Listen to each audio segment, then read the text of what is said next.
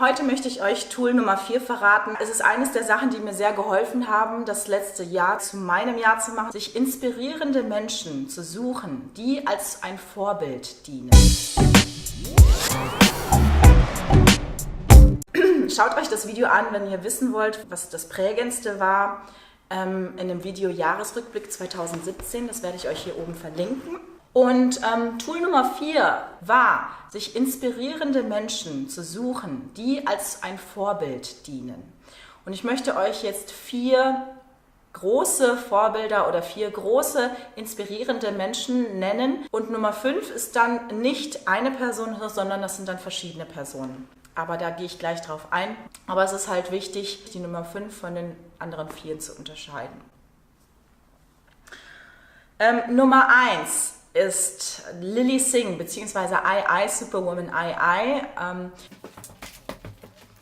How to be a Boss. Das ist ihr erstes Buch, aber sie ist eigentlich YouTuberin. Sie ist eine indische Kanadierin, die auf YouTube wahnsinnig berühmt geworden ist und die inspirierend ist, aber auch sehr viel Komik oder Comedy macht. Sie ist halt nicht so die typische blonde oder braune, helle Westlerin. Und sie hat einen anderen kulturellen Hintergrund, wozu sie steht, was sie auch hineinbringt in die Videos, was sie lebt.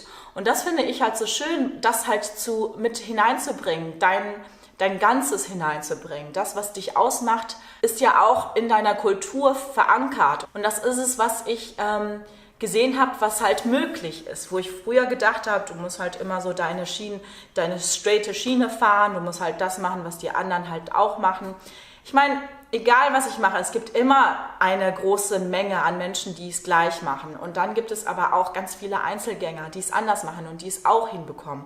Oder nicht hinbekommen, sondern die sogar wahnsinnig erfolgreich sind. Was mich so besonders an dieser Person gereizt hat, ist mein Glaubenssatz, den sie dadurch zunichte gemacht hat. Mein Glaubenssatz war, Frauen in den Medien haben es schwer.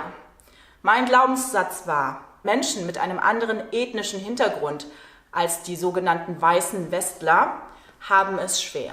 Aber ich habe mir dann gedacht, wow, also sie ist eine Frau, die es gemacht hat, die einfach mal angefangen hat und dann einfach es geschafft hat. Und sie könnte ich sein.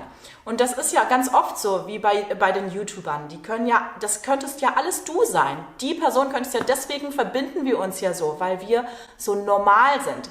Und Lilly hat mich dann, ich meine, sie inspiriert hier ganz viele junge Mädchen in verschiedenen Ländern und ganz viele Teenager. Und sie hat so viel Einfluss auf die Teenager, auf die Jugend heute. Und ich meine, ich fühle mich jetzt auch plötzlich jugendlich und ich fühle mich mit ihnen, mit der Jugend, weil ich dann wirklich gedacht habe, ja doch, es ist ein Traum von mir. Es ist ein Traum von mir, mich auszudrücken, mich auszuleben, das, was ich in mir trage, auszusprechen. Und es ist ein Traum, auch das zu übertragen an andere Menschen und an viele Menschen. Es geht mir einfach darum, dass Lilly mir beigebracht hat, dass es möglich ist, als Frau und als Asiatin in den Medien etwas zu sagen.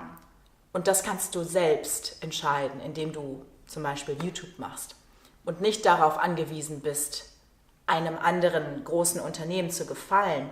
Ich habe etwas zu sagen, ich kann es transportieren, ich kann es tun über YouTube genauso wie sie. Und da habe ich einfach angefangen. Ich habe es einfach angefangen. Und deswegen ist sie eines meiner großen Vorbilder. Ich danke ihr für den Schritt, den sie mir gezeigt hat, weil ich eben aus meinem alten Denkmuster herausgekommen bin und gesagt habe, ja, ich kann es und ich werde es tun. So, die zweite Person ist Marie Forleo. Marie Forleo habe ich auch erwähnt in dem Jahresrückblick-Video.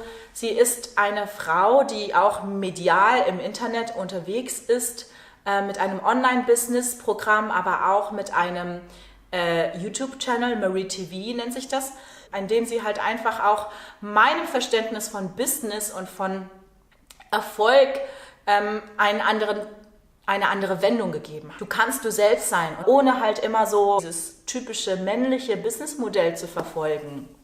Was ist typisch männlich? Also es ist sehr straight offensiv Aber sie macht es auf eine mehr oder weniger sehr emotionale emotionale Weise, sodass die Emotionen deines Gegenübers, deines Interessenten, deines Zuschauers angesprochen werden und dass du dich halt mitfühlst mit dieser Person und dass dieses Konzept von Business, was ja jetzt auch so im Moment gerade trendig wird und sich entwickelt und neu entsteht, wenn man ein Geschäftsmodell entwickelt, dass man dann man selbst sein kann.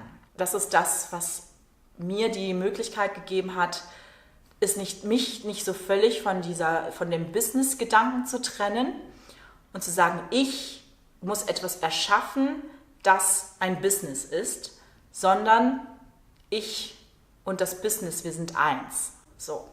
Und das ist halt so das Schöne, was sie vermittelt.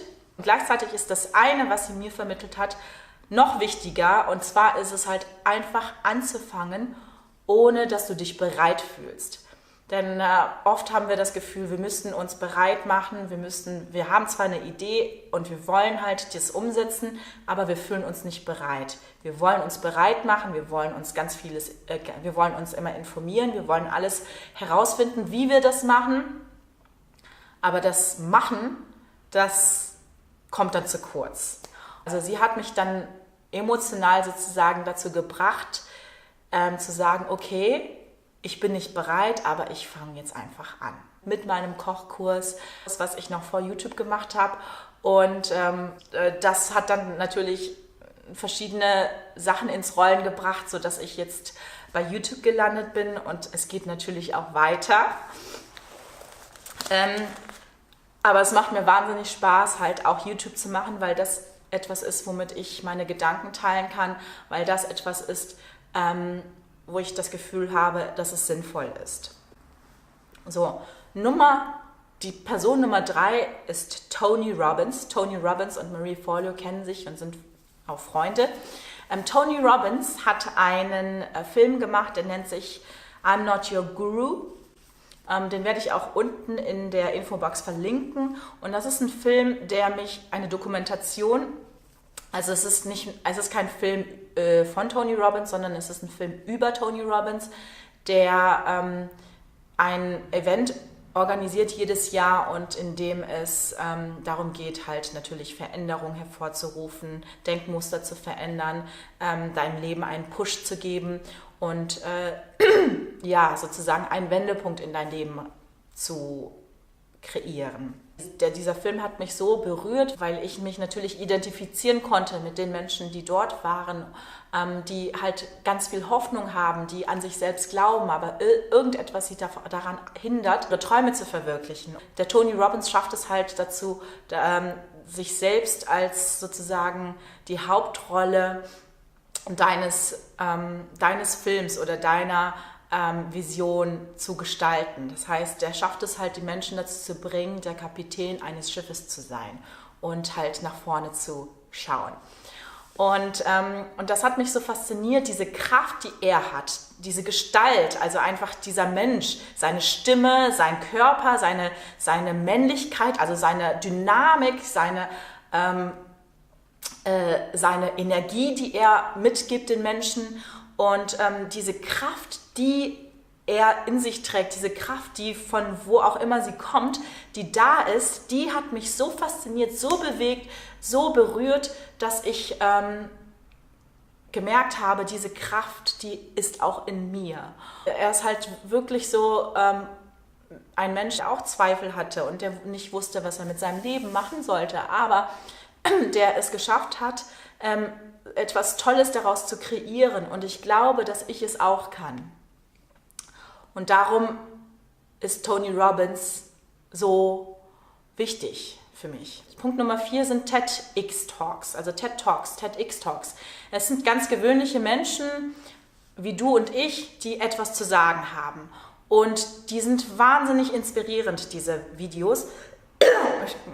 Egal welches Video ich mir anschaue, es ist halt fast immer so emotionsgeladen, es gibt mir so eine neue Perspektive, es gibt mir einen Push, etwas zu verändern, es gibt mir Kraft, es gibt mir die Möglichkeit, mich mit jemandem zu identifizieren und zu sagen, wenn du es schaffst, dann schaffe ich es auch. Ihr liebt sie bestimmt auch, ihr kennt sie bestimmt auch. Ich werde einige von denen, die mich sehr bewegt haben, unten in der Infobox einblenden. Dann könnt ihr euch mal das anschauen, was ich so toll fand.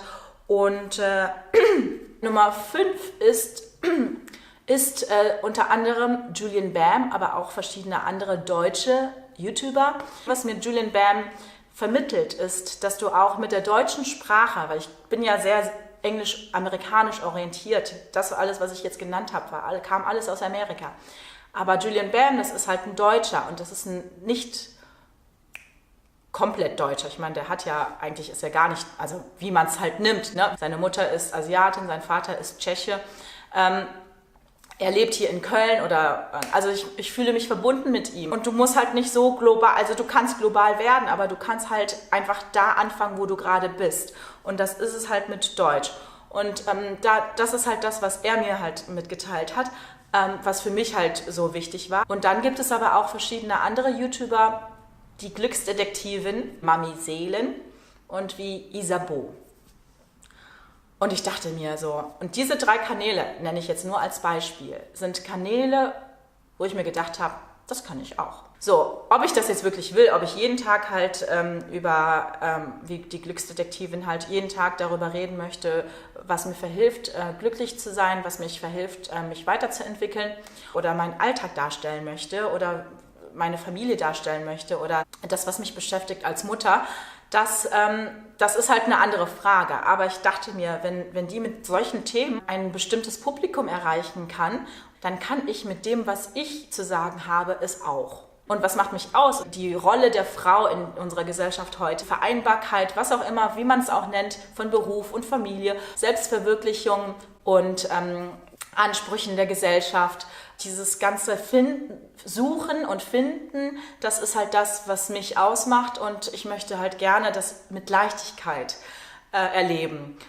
Nicht transportieren, sondern selber einfach erleben. Und deswegen sehe ich halt alles auch ein bisschen nicht so ganz ernst, weshalb ich dann Comedy-Videos auch gerne mache. Das sind halt meine 5 Tipps, die inspirierenden Menschen im Netz und auch auf YouTube. Und ich möchte euch gerne fragen, wer für euch im Netz so inspirierend ist und warum.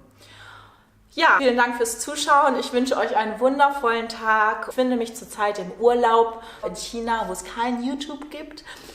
Deswegen tut es mir leid, ich werde euch einfach nicht antworten können auf die Kommentare, aber auch nicht euch anderen Kollegen sozusagen kommentieren, weil es mir einfach nicht möglich ist und weil ich aber auch so eine Art Pause gerne mir selber gönnen möchte.